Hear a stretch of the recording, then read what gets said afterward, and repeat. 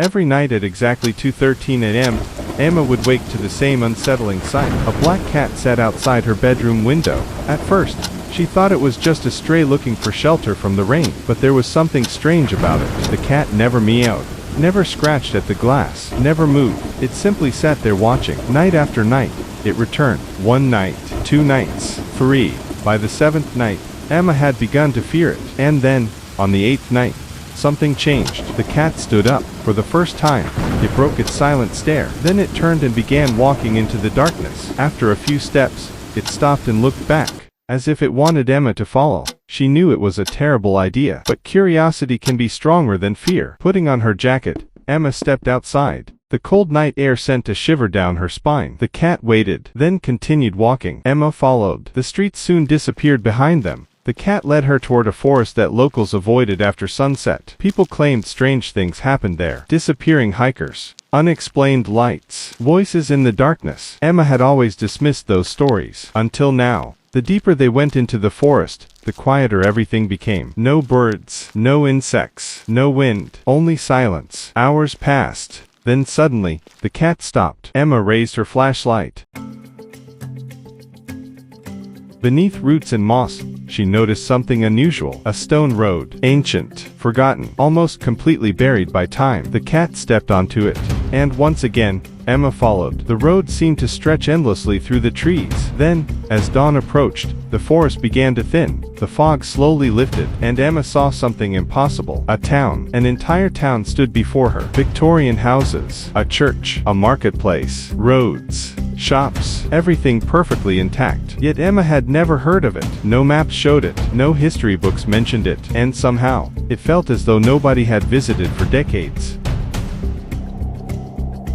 She entered cautiously. The streets were completely empty. Not a single person could be seen. The silence felt unnatural, like the town itself was holding its breath. Inside one house, Emma discovered a dining table. Plates of food still sat where families had once gathered. Dust covered everything, yet nothing had been disturbed. It was as though the people had simply vanished in the middle of dinner. Then she noticed a photograph lying on a nearby table. She picked it up. A family smiled at the camera. A mother, a father, 2 children, and sitting beside them, a black cat. Emma froze. The cat in the picture looked exactly like the one that had led her here. The same eyes, the same markings, the same stare. Slowly, Emma turned the photograph over. A date was written on the back. Nearly 50 years ago. Yet the cat hadn't aged a single day. A chill ran through her body. Nearby, she found an old leather journal. Its pages were yellow with age. Most of the writing had faded, but the final entries remained readable. Emma began to read. The journal described strange lights appearing in the forest. At first, the townspeople ignored them, but over time,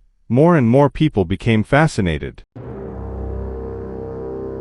One night, dozens of residents followed the lights into the woods. None of them returned. Then others began disappearing, one by one, family by family, until eventually, almost everyone was gone. The final entry ended with a warning: do not follow the light. Suddenly, a loud bell echoed across the town. Emma jumped. The church bell. It rang once, then again, and again. The sound echoed through every empty street. Then she noticed movement. Dark figures stood inside the windows of nearby buildings, watching, silent, motionless. Emma's heart pounded. She turned toward the cat. It was already walking away, again, leading her somewhere. She hurried after it. The cat guided her beyond the church, past the final row of houses, to an old graveyard hidden beneath the fog. There, it stopped beside a weathered gravestone. Emma brushed away the dirt, and immediately felt her stomach drop. The name engraved on the stone belonged to her grandmother, the grandmother she had never met.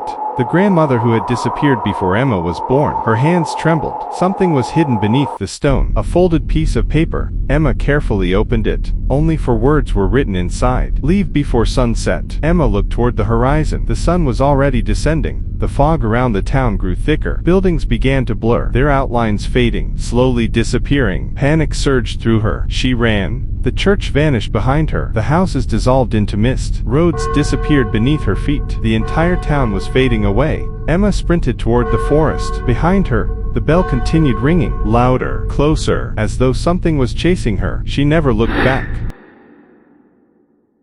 Finally, she emerged from the woods. The town was gone. Only trees remained. No road, no houses, no church, nothing. Exhausted, Emma returned home. She locked every door, closed every curtain, and convinced herself it was over. That night, she sat awake in silence. Then came a familiar sound.